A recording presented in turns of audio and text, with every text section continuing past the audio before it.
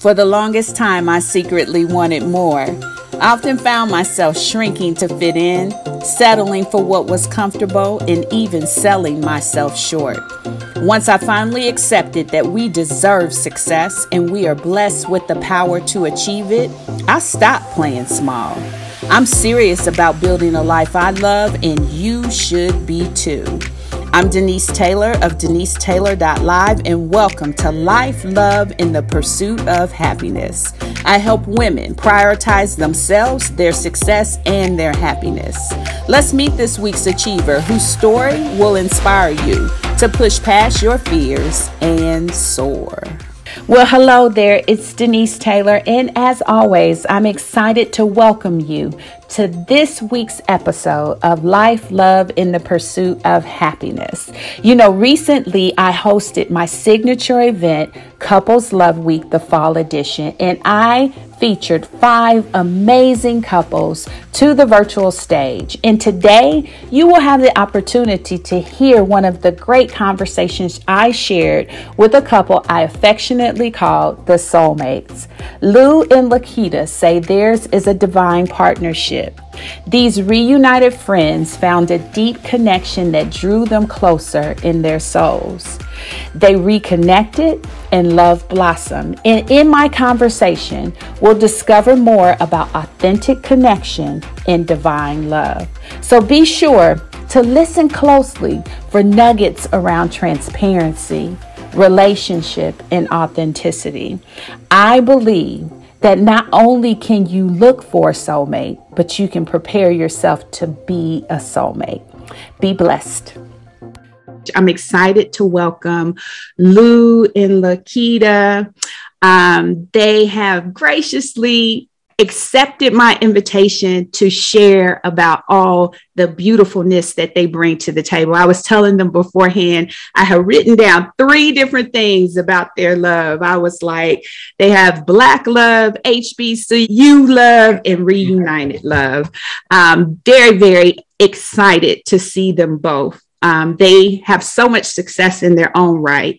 But what they have been able to accomplish together and establish with their divine partnership is simply beautiful, as I stated in the commercial. So without further ado, I am so excited to welcome them. And guess what, Lou? You get the honors of kicking us off.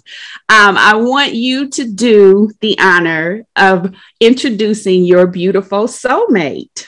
Well, I want to say first, thank you, Denise, for having us on your Couples Love Week. We are grateful for the opportunity to share our love story. Absolutely. And we salute you for having such a beautiful platform where you are providing such positive energy for our people. So thank you for that. Thank you. To answer or to introduce my soulmate here, I would say I'd have to introduce her in 2 different ways. First, professionally, I would say that she is a highly driven, committed, and passionate leader with her own private practice in speech and language. She's a pillar in the community and a pioneer in the community. I would say that she is a great mother. She's a leader in her sorority, and she's a very unique and rare unicorn of an individual.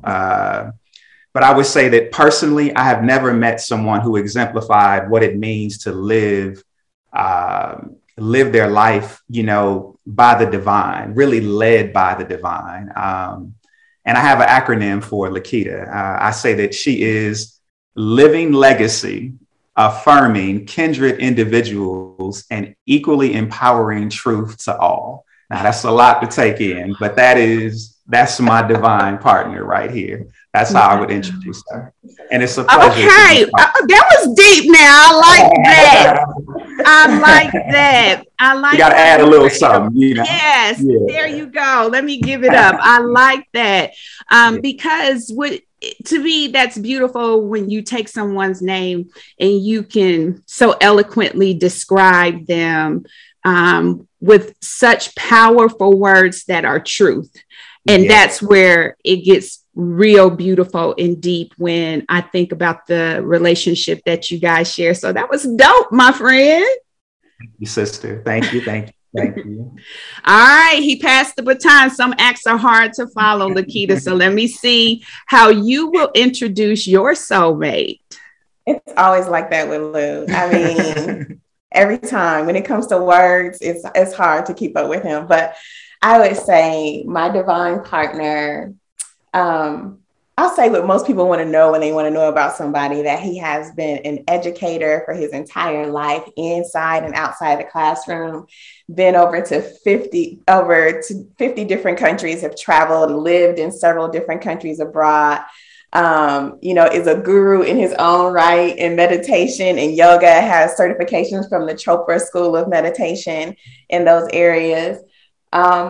Most importantly, though, beyond all of those things, I feel like my divine partner was put on this earth to help everyone discover what it means to live a peaceful life. Mm-hmm. And he just exudes peace and infuses peace into the lives of others wherever he goes. He has the purest heart of anybody I've ever met in my life before. And he's like the living embodiment of compassion. Mm-hmm. Like, knowing him just makes you want to be a better person. Mm-hmm. And for me, all of the labels and all the accolades that he's accumulated through his lifetime, those soul things that he brings to the world are the true definition of his true self. And that's my love, Lou. Man, she's gonna make me cry. We just got started, you know?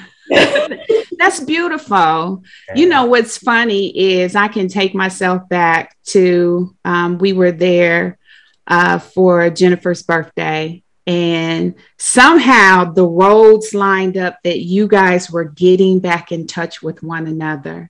Yeah. And I remember Lakieta had a bit of giddiness to her. She was really excited to reconnect with you.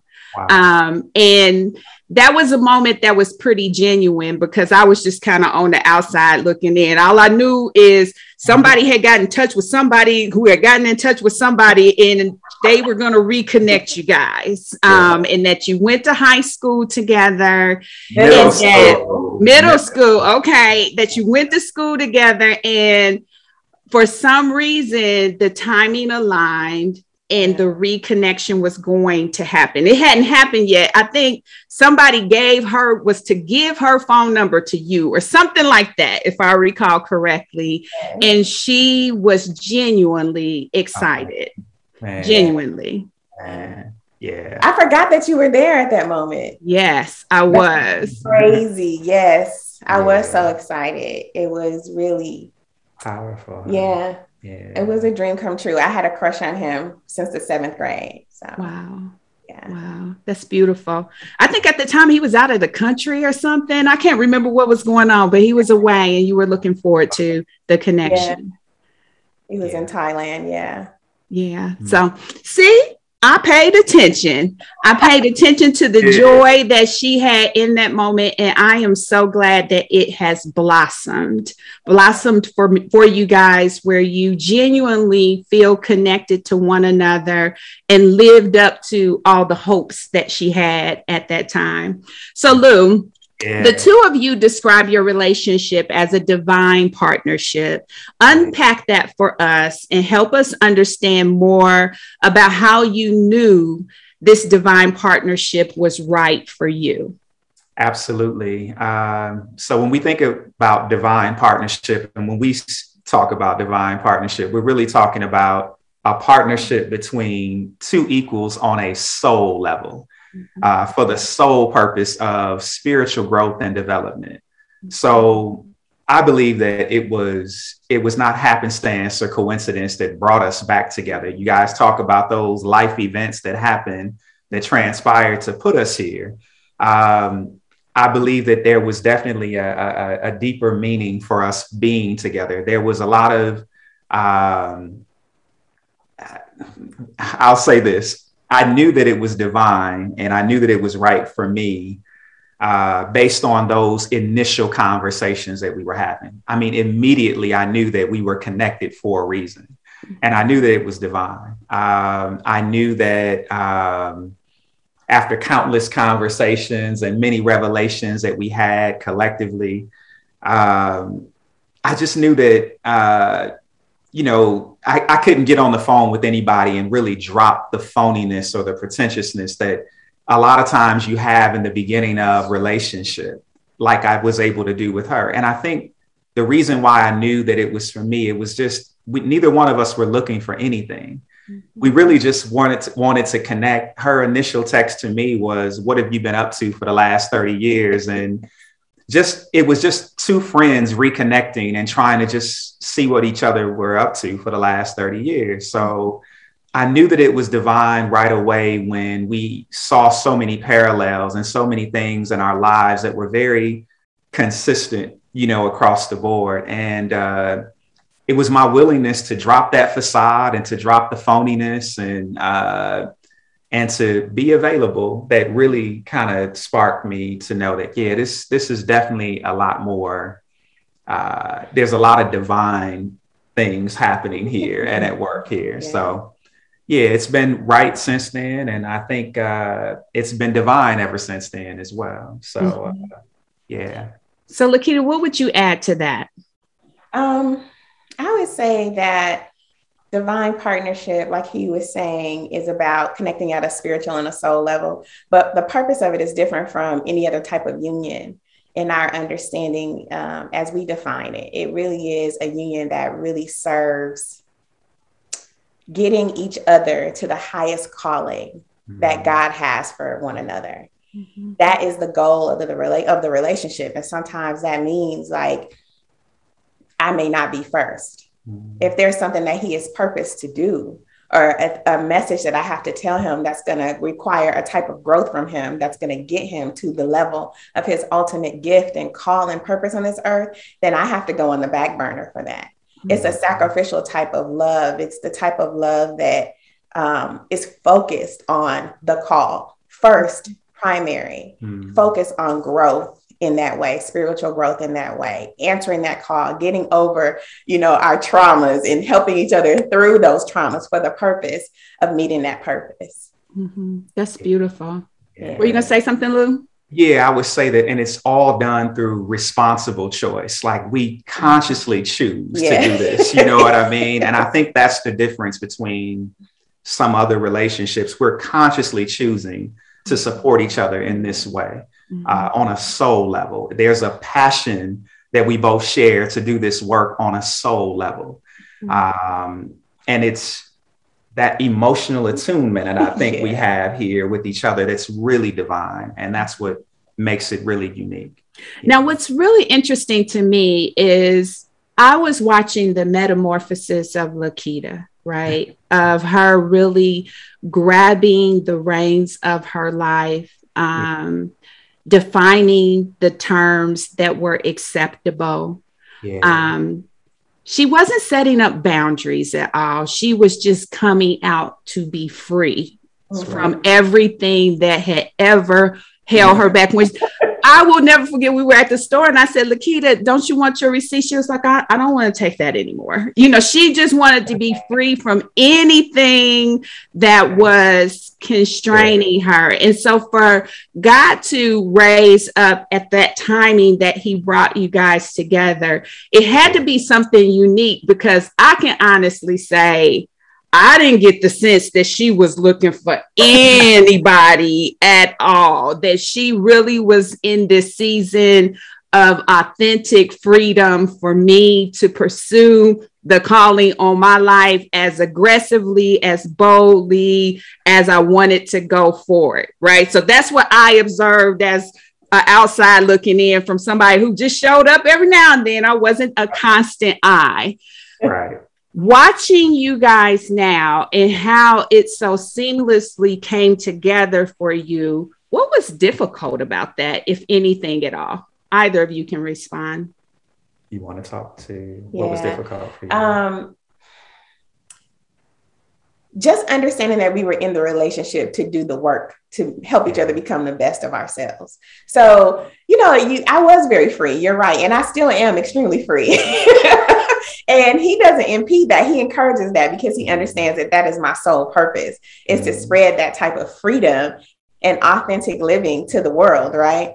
But it literally was like, as soon as you get in a relationship, you want to get back into the old habits and rituals of a relationship. You want to get back into like the expectations and creating expectations for the other person, and obligations and creating obligations for the other person, right? You go from the person that's like, I don't feel like cooking today, to the person that's like, well, I got a man, he might be hungry, I need to cook, regardless of how I feel, And the hardest part was literally understanding that that was not necessary in this union. It was so respected. We always say, I'm freedom and he's peace. And that is true. And I respected his peace. I respected that he needed space. I respected that he could meditate for hours, that he does yoga. And I didn't feel the need to be like, I didn't feel the need to be like, do you have to do that? But traditionally, I was used to feeling like that's what a woman is supposed to do, like interrupt stuff that makes them feel like they're not in the forefront of everything, right? That's how relationships work. Mm-hmm. So the hardest part was overcoming the traditional ways and modes of being in relationship and not letting that come in to taint what we have been called to do, our type of union. Mm-hmm. For me. Yeah. What about for you, Lou? Was anything difficult?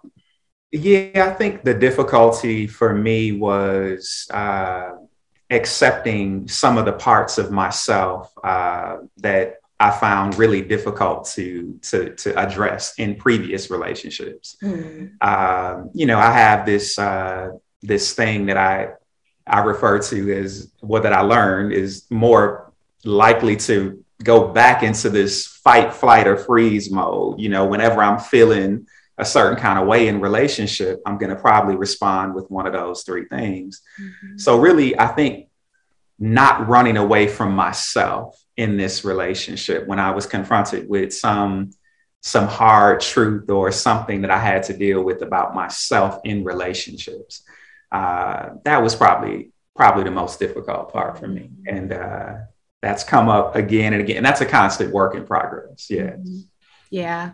So as I listen to you guys, to me, the thing that makes this work, and you confirm or deny, is that there has to be so much transparency in communication. For sure. And I mean, both on giving and receiving. Yeah. And a willingness to hear and hear deeply. Yeah. And be willing to confront when it seems strange, difficult, pressure packed, like all of those different things. It just feels like in order to reach that connection of intimacy, you got to go deep and you got to be transparent and you have to be willing to stay in there. Yes. Staying in there. For sure. You got that. Absolutely. I can completely confirm that. For sure.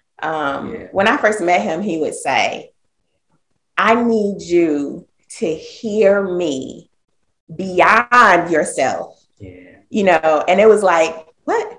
I was so wrapped up in the words that he was saying that I wasn't paying attention to the whole of what it was that he was needing or how he was showing up. So I had to really become more proficient at doing that. Mm-hmm. And once I started to do that, things started to open up for me because I'm a super literal person, black and white. You said this is the problem. Okay, this is what it is, But it really did take a major course in listening and communicating. Yeah. And we're still working through that because there's levels. Mm-hmm. We call this a highly reflective curriculum or classroom. Okay. That's what this relationship is. And when you talk about the words, we definitely had to move beyond the words because what we're doing is we're really confronting ourselves and we're courageously confronting our fears that we have. What we discovered earlier on was that a lot of my fears are internal and hers are the opposite. She's quite the mirror in this relationship. We say that this is a divine relationship as well because we mirror something back to each other. Mm-hmm. it's highly reflective, you know, so I get to see what her fears are, which are external. They are. And you're right. It took a lot of, and it takes a lot of staying power. You have to be willing to stay in it. And that can be consuming for a lot of people. And that's another major difference with this, because I'm committed to her growing spiritually. And the evolution of that is, it takes work, you know, it really does. You have to really get in there and be willing to stay in there. Yeah. And what you realize is, if there's not a fight, there's really no fight against her. You know, the fight is really it's a man versus self battle. And what she's doing is helping me to confront, you know, myself in a very different, in a very loving way. There's a lot of love in it, you know, but love can be confrontational. And he does the same thing for me all the time. Probably one of the only people who can, actually. It's interesting because I think we all do it for the other. We just ain't willing to stick with it long enough. We just walk off of it. Right. You know, because honestly, and I say it all the time, you got to be willing to grow personally in order to soar relationally. And we get confronted with, how am I going to deal with this? Like, is sister girl going to come up? Is understanding going to come up? Is big mouth going to come up? Like, how am I going to deal with this? And in the interest of just my own sanity, I may just walk away, right? And I may just say, I don't want to go deep with you. I don't want to tarry with you, because that will expose more of me. Right. And so, Lou, I think you are 100% right. And I think at different points, every relationship hits that. And when you get to the point where you can go deeper in love, like, you know, we're going to put off all the traditionals, but when you go deeper in love is when you're willing to recognize, I may need to change. I may not be right. I may need to evolve my thinking, and I may need to sacrifice myself. Right. Absolutely. And when you get to that point, then you begin to experience a love in a new way that allows you to say, well, I'm just not the priority today. And guess what? I'm okay. I'm okay. That's right. And see yourself move on from that point. What helped you get to the point where you realize that it was that depth that you needed in a relationship to really have the staying power for you, right? So in my mind, I'm like, okay, it could go deep, right? This deep, but I'm willing to go this deep, right? And y'all have plunged all the way down. So what made you hungry for that? Since this is our love the second time around, that really, really helped us come in with some real perspective. I knew that I had to be willingly uncomfortable. I knew that I needed to be willingly more vulnerable and more transparent. I needed to be more present. These are things that I knew that I needed, even though I would probably tell you what I wanted was quite the opposite. Okay. As you said, some of us only want to go an inch deep. So I knew that I needed a partner that really spoke to me passionately and was very persistent about this healing, and also somebody who could speak the love language. But I think earlier on, what we did was... I think it was basically early on, like we would have these conflicts. And if we have a conflict and I'm triggering something in him, like I think I triggered something in him. And I really knew it wasn't my responsibility. Right. And again, it was because I previously have had, this is our second time around. So I already came in with like, okay, this is how, this is what happened, that I need to do something different. So I was like, okay, so what you're asking me not to do, of course I can do that because I can do anything.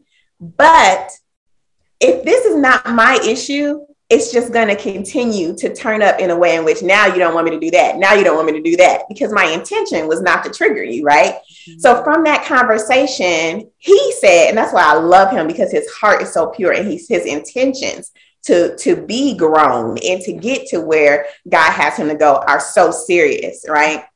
He's so devout in that way that we started asking each other, what's up under there?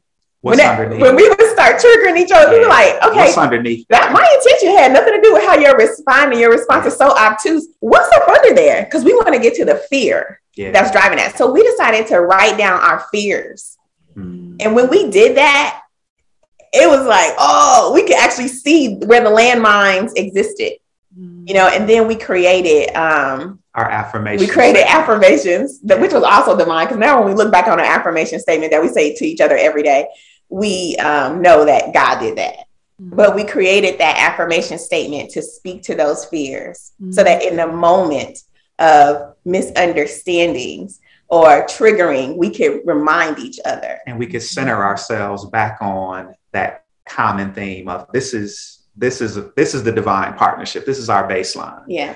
So I think too, we realize that, if this relationship doesn't work out and the call on our life is to get to a higher level of understanding, we're still going to repeat this course with somebody else. Yeah. So let's just get this done right here in this relationship. So we're going to have to go as deep and have as much staying power as we got to have. We need to do that. And taking that fight, flight, or freeze off the table.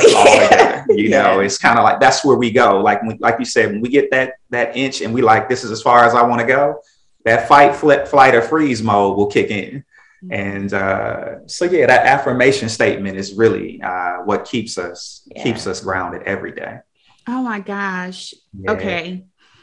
What's underneath there is probably one of the most powerful questions that anyone can ask when you hit that rock.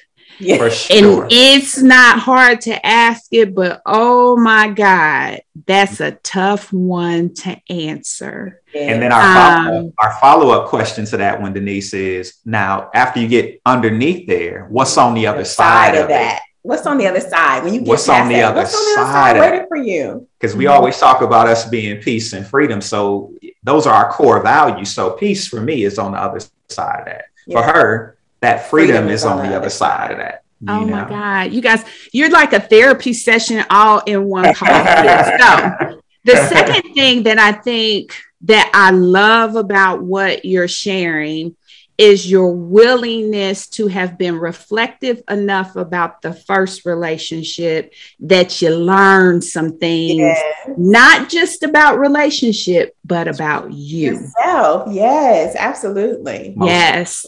And through that learning, it helped you better define what it was, not only that you needed, but that you wanted. It helped you be very crystal clear to establish those, I hate to say terms, but those expectations, those objectives, those everything that's coupled into what you guys have developed together. Now, you can decline this question, but I'm curious as heck now. What is the affirmation, if you don't mind?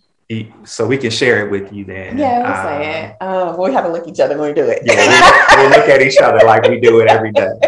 It goes, today, I will love you the way that you need to be loved, which is not based on the love that you needed yesterday.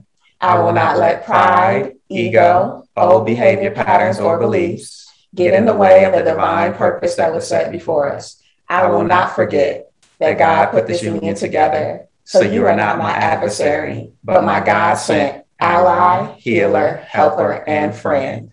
You are loved, valued, accepted, seen, appreciated, respected, and heard. And I am here to love you for infinity times eternity. And that's what we say. Like pick me up off the floor. That is quite honestly beautiful. It is beautiful. My goodness. Okay. Let me collect my thoughts for a second. That was simply beautiful. It was Namaste. I'm with her. Namaste. I'm with Amisha. Namaste. All right. That was beautiful. Tell me this. What made you guys decide to shine a light on your love with your L&L page? What brought that inspiration about?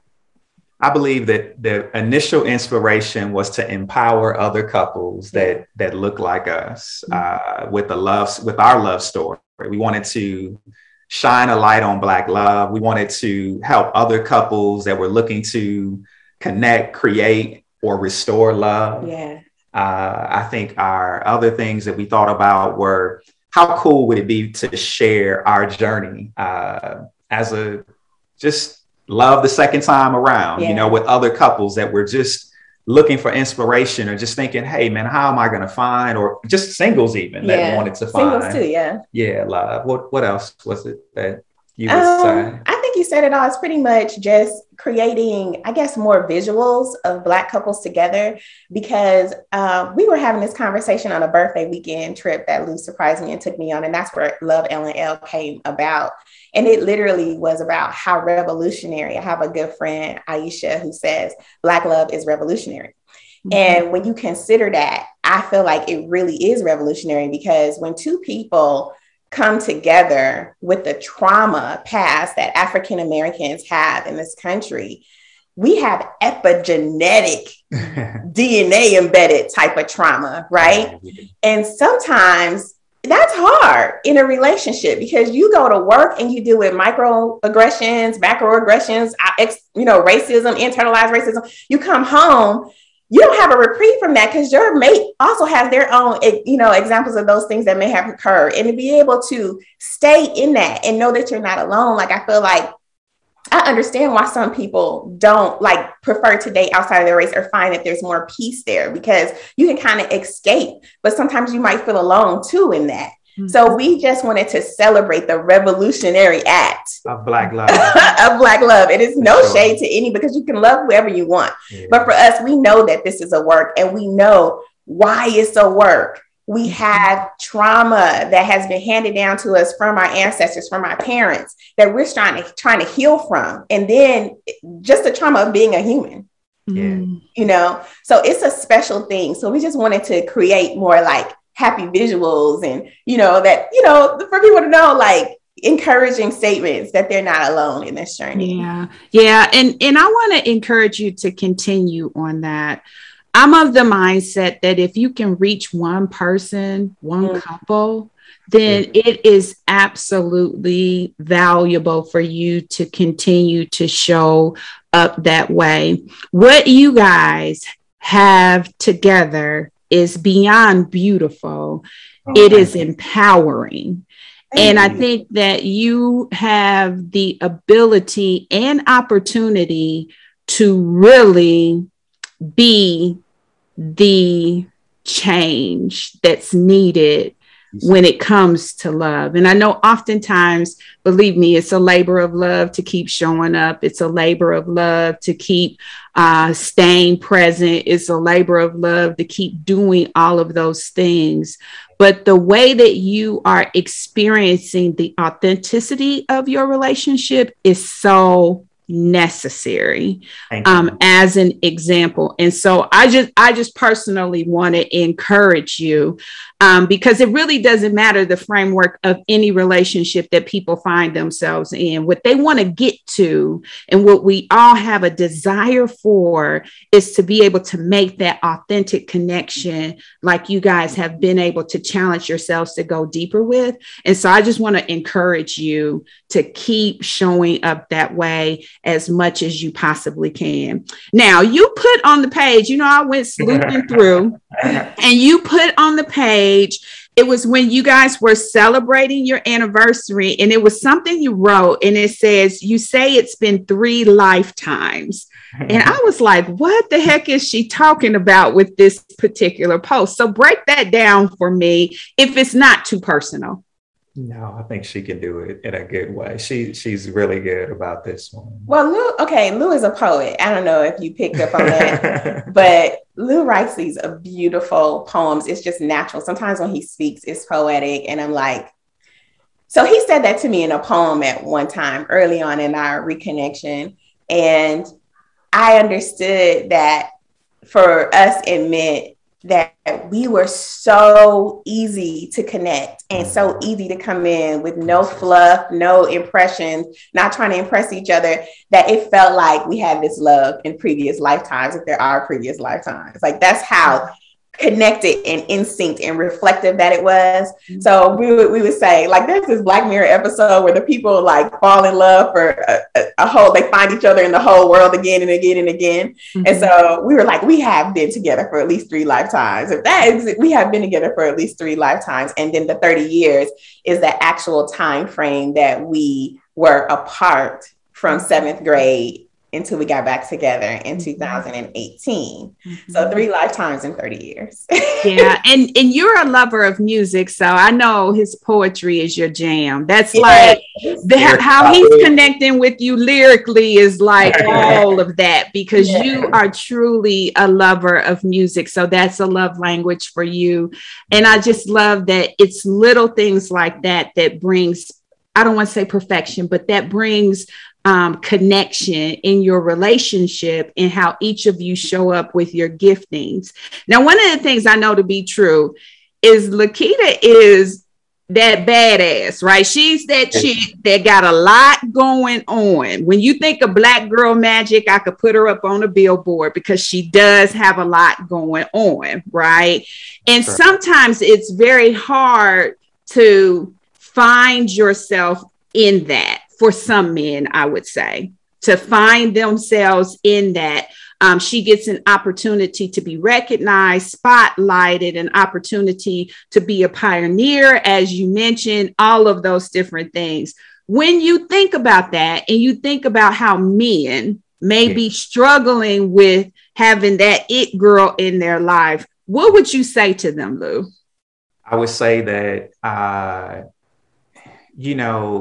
supporting somebody in a different kind of way, because the world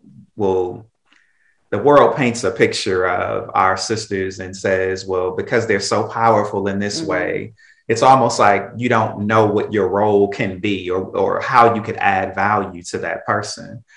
But I think of it like, in loving her, I think that's been the easiest part for me to really support her along the journey, because I found somebody who's kind of like me in terms of empowering people, who is a lover of people, and really accepting those parts about her. That's been really easy for me. And I just would advise people to lean into that love and acceptance of who your mate is naturally. Sometimes people will suppress who they are so that they can really, still make favorable impressions upon each other. But I don't find that to be genuine or authentic or necessary in this relationship. I want her to be authentically who she is. Some of the most difficult parts for me were looking at some of the most painful parts of myself and really looking at those pieces of myself that I was yet to accept. Because that's really what it is. A lot of times we're projecting onto our partners the things that we feel are inadequate still, or our own insecurities about, whatever it is that we might not have, or instead of celebrating and accepting what they are and truly lifting up those gifts and saying, man, how beautiful it is to be in partnership, to have a balance like this in relationships. So, I would say lean into it, lean into accepting all of the gift that God gives you in your mate, and all of those beautiful gifts. It really isn't that difficult. The most challenging part is looking at yourself and seeing what's being reflected back to you about yourself, and really dealing with that. So Lakieta, I remember reading something, and it's very apparent to me now, especially where we're at in this conversation, that you said he was perfect to calm your spirit. And so I get it now. I get it why you said that. Why is that a treasure for you? Because he's the only person that can do it. He is, if I needed a person to be with me, like a person that I could touch, that could hold my hand, he's the only person that can truly do it. And it's never advice. Like I could have the day, like a crazy day, and I could come home and I could still have 4 other irons in the fire that I need to iron out. He's never like, you don't need to do that. He's never like, you shouldn't be taken on so many things. He's like, remember who you are. Remember that God is not surprised at all the blessings that he's given you. What are you grateful for in this moment? You know what I mean? I'm like, okay, what am I grateful for in this moment? You know, he's like, look at the abundance of your life, you know, and it's just like, okay, that is a treasure because I've never met anyone that can do that. I've met people to give me advice like, okay, well, you need to set better boundaries or, you know, things that just make me feel like I have something else on the checklist that I need to do. Okay, set better boundaries. Next week, I'm gonna work on that on Tuesday, you know, but it's a treasure because it's such a rare quality that he is unfazed by those things. Like he loves me deeply. So if he feels I'm in an anguish position, he knows he can't be in anguish. Although he might want to be sometimes, he might want to, you know, do that, but he knows that that's not what I need. And so that's why that's a treasure, because I cannot imagine my life without that. My children say that I'm better dealing with their lives because he's in my life. Because before I would just be like that mom that's like, yo, you need to get it together, you know, and not making the situation better for them, not feeling like they had a space. But him creating space for me has allowed me to learn to create a lot of compassion and a lot of space and a lot of grace for people in my life too. You know, what's interesting, especially with the prior question that I asked about how he can show up with how high powered you are. What you described tells me that there are ways that if they would be willing, that men who find themselves in this situation can really tap into how to be for their wife what their wife needs. Yes. There are certain things that she doesn't need, but there are things that she does need. And I think what you're describing so beautifully is that instead of just looking at the list of these few that are easy to do and most common, he was willing to broaden the list and tap into his own willingness to be vulnerable in those moments and really help steer and guide you, which is kind of what you needed, right? To give you that calm. That's actually very powerful. And I think that if we on both sides of the relationship, both men and women, were willing to broaden the list, right, of what we're willing to do for the sake of the person we say we love, right? The one that we're showing up saying, I love you, and how deep we're willing to go and how many pretenses we're willing to set aside to really evaluate them in that moment. And how can I give them what's necessary to help them in this moment? I believe that we can see that transformation happen in relationships that give them longevity. So that's very beautiful. Thank you for sharing. There was one post that I just thought was really cool, and I'm just going to read it. It said, when you can be across the room from each other and with the tilt of a head or an eyebrow raise, you have communicated to one another. You called it the conversation of connection, and it needed no words. It's very clear how you've gotten to that through the investments that you had. How would you recommend others to really cultivate relationships that are struggling when it comes to communication? So I had to change up some of these questions because it became very apparent to me why this existed with what we talked about. And what I'm trying to get in now is nuggets we can pass on to others as they are trying to look at their relationship, stay with their relationship, and try to be the change they want to see in it. So the communication of connection, how do they get there? Where do they begin? I think you have to begin with yourself. I think all roads kind of come back to the same thing. And you'll hear me, I'm one of the biggest proponents of the self-work that you have to be willing to invest in. Break that down for me. Break down the self-work. There's a lot of things in relationships, if we're being honest, that we unfairly deflect and put onto our partners that don't belong there.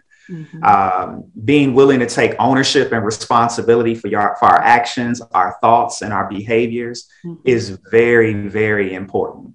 If we talk about connectivity and losing that connection, a lot of times it is because we are scapegoating or using our partners to, deflect and defer a lot of things that don't belong there.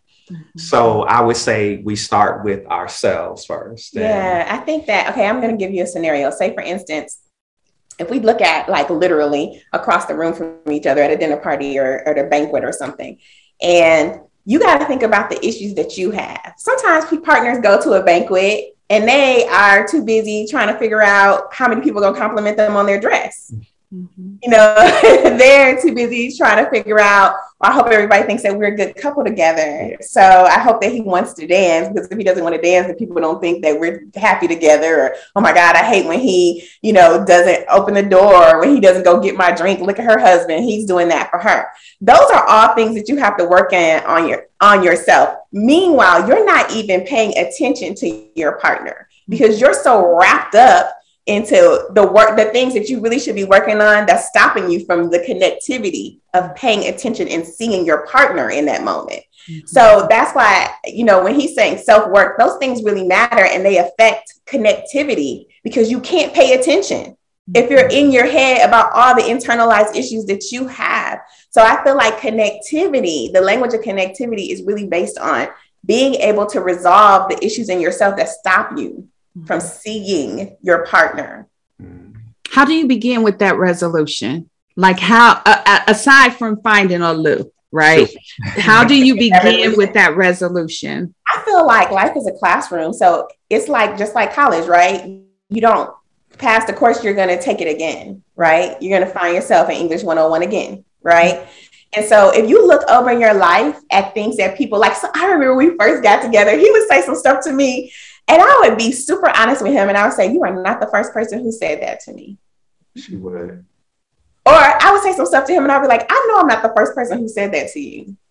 Yeah. You have to look at things that people have said or their gripes that they've had about you. That is a big clue into the self-work that you need to do. Do those people have issues of their own? Yeah.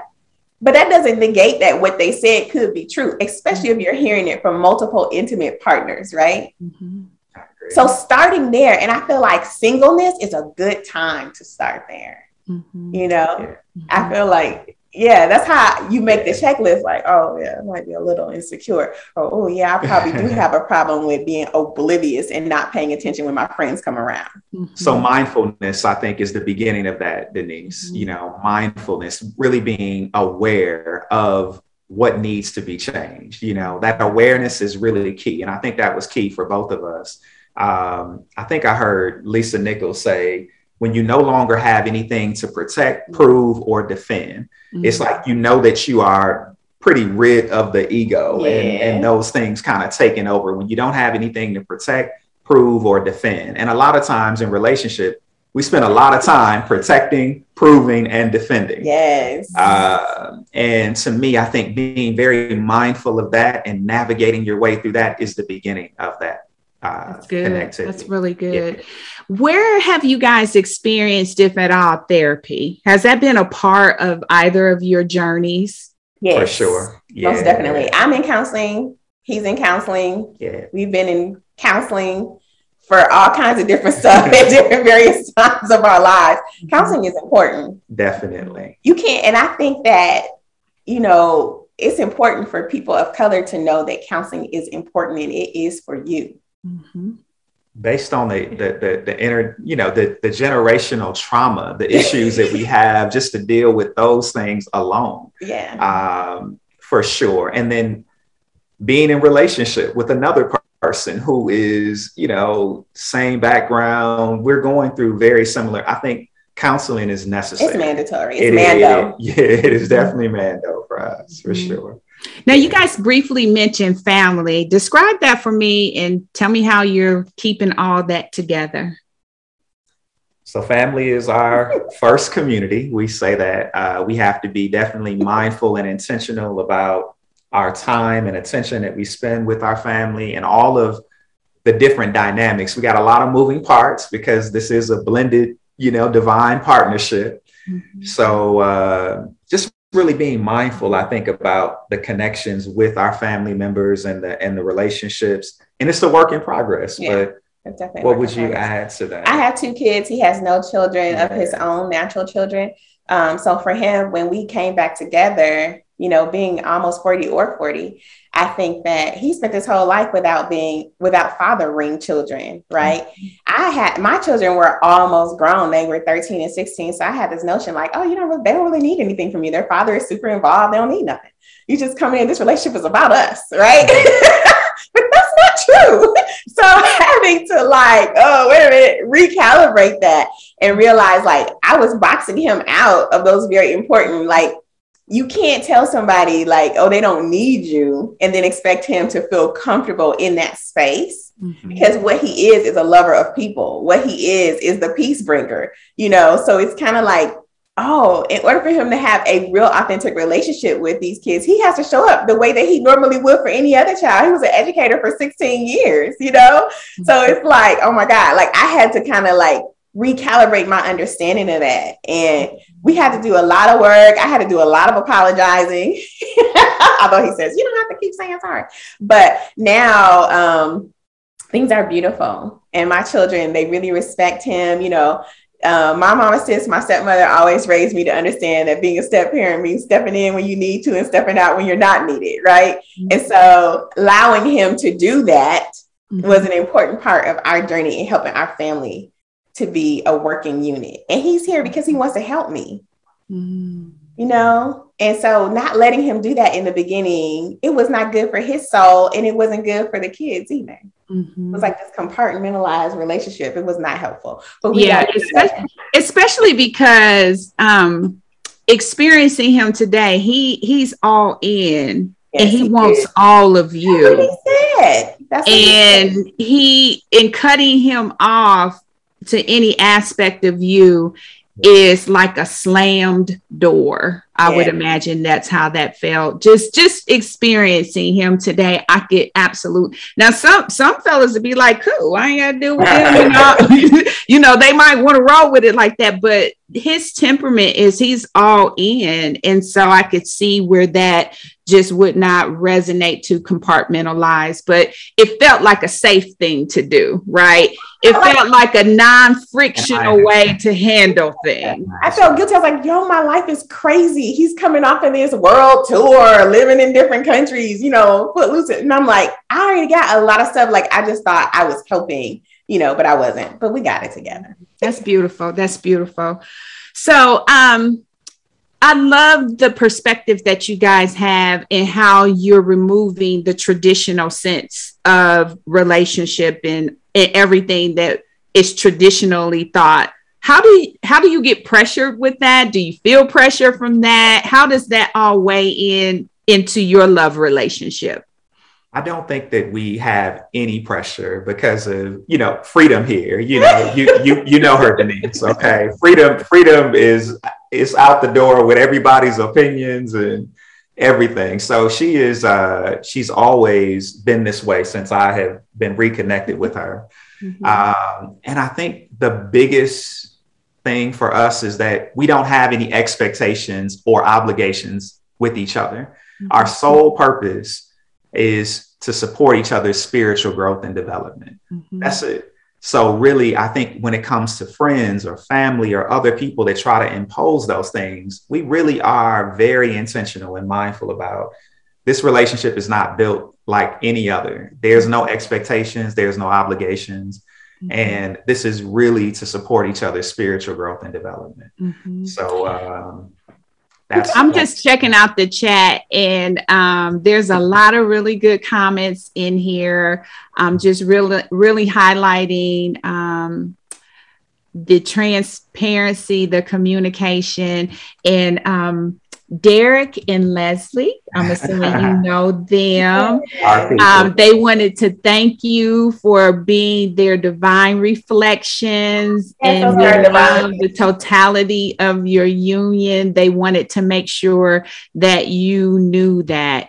And I will tell you this, like, I was really fangirl loving y'all from afar, right? But now that I have had the opportunity to come a little closer, I can say it was for all the right reasons, and everything that I imagined was happening with your love. It's that and more. And so I'm just excited for you, Lakieta. I am so excited for you. I am glad that God blessed you like he did with somebody who just makes you gush when you look at them. So there's nothing like that. That's more priceless. And so I thank you guys for sharing your relationship with me. Now, around these parts, I have to close out with my LLH questions. I believe that we want to encourage people to build a life that they love without apology, and y'all are well on your way, okay?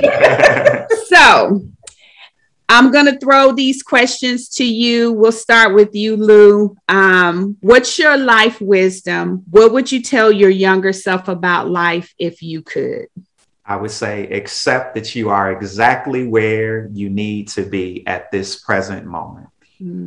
That is the advice that I would give my younger self. I would definitely say you are exactly where you need to be at this present moment. And Lakieta, what about you? What would you tell your younger self if you could about life? I would tell myself it's okay that you don't find a lane that you fit into, because you're going to make one and continue to do that. It's okay. That is so powerful. Very, very powerful. Love wisdom. What would you tell your younger self about love if you could, Lakieta? That's good. Love, it starts with you. You know, a lot of times we're looking for love and we want people to love us in a particular way, but you can't give what you don't have, right? So you can't get the love that you desire unless you love yourself in that way first. It always starts with you.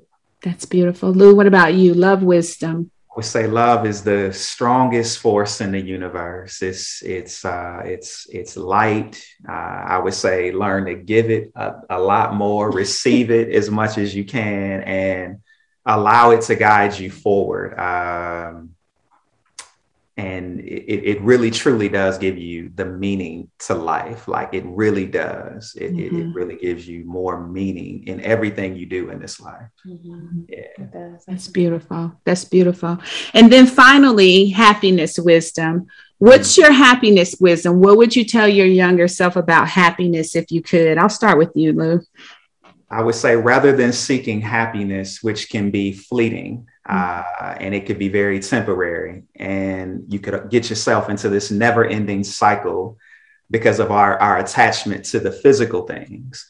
I would say find joy and gratitude, and it's already deeply embedded inside of you. It's already who you are naturally.